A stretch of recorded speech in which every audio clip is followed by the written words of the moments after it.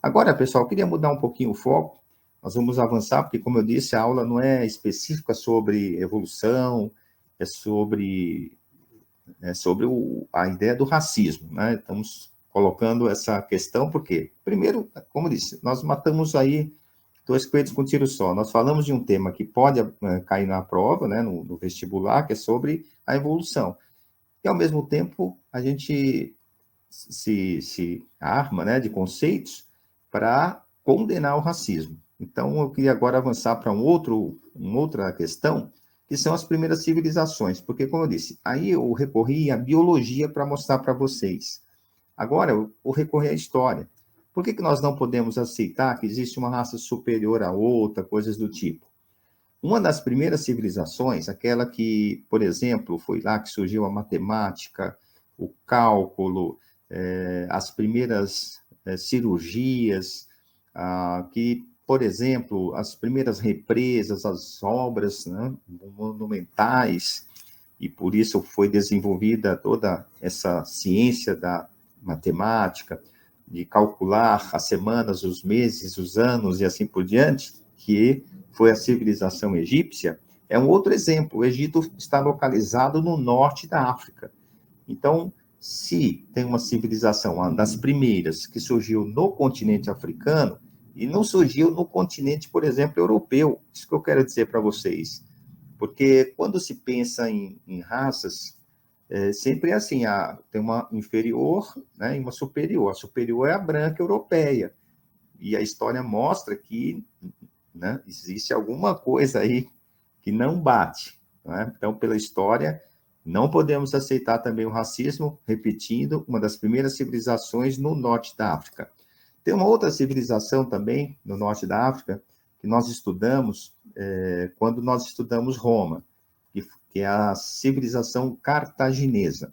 Essa civilização, ela por pouco não derrota Roma, certo? Então, não precisa dizer mais nada. Uma civilização, então, portanto, fantástica, super desenvolvida, foi destruída militarmente por Roma, mas que era tão importante, imponente, quanto a civilização romana. Então, também no continente africano, isso que interessa. Pessoal, avançando um pouquinho mais, nós vamos falar um pouquinho, lembrar, né, da questão do tráfico negreiro. Como não é o assunto principal, só para a gente citar, né, já que nós estamos falando do continente africano, calcula-se que mais de 13 milhões de escravos saíram, né, da África para a América. O Brasil recebeu aí cerca de 4,5 milhões, outra parte foi para a América Espanhola, outra parte para o atual Estados Unidos, correto? Só para lembrar aí, porque a questão do tráfico também implicava, na época a igreja tinha uma justificativa também racista para justificar a escravidão, né? Então a gente tem que citar e lembrar aqui, mas como eu disse, não é o foco principal. Agora, vamos dar mais um saltinho. Século XIX, as principais potências europeias vão fazer a chamada partilha da África, vão começar o que se convencionou chamar na história de neocolonialismo.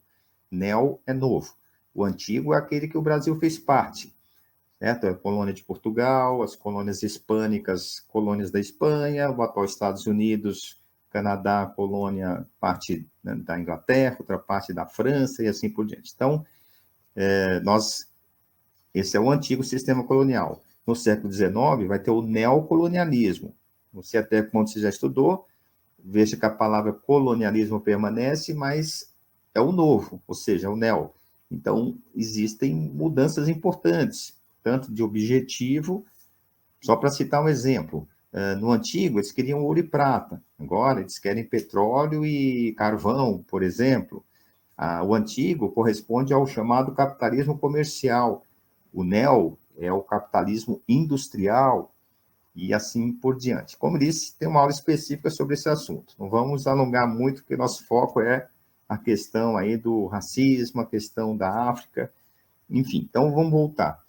O que eu queria que vocês, nesse momento aí, prestassem atenção? A questão da justificativa Então, houve uma justificativa para dominar esse continente, né, esses povos, e foi uma teoria racista, aí que, como eu disse, interessa mais de perto a gente. E eles chamam isso de darwinismo social. O Darwin, pessoal, é uma visão distorcida do Darwin, porque o Darwin nunca falou em uma raça superior ou inferior, mas eles fizeram essa adaptação. E um dos sociólogos mais importantes chamava-se Herbert Spencer. Então, Spencer, o darwinismo social, não sabemos como isso vai aparecer aí futuramente numa prova, mas é a justificativa que os europeus utilizaram para dominar esses povos africanos.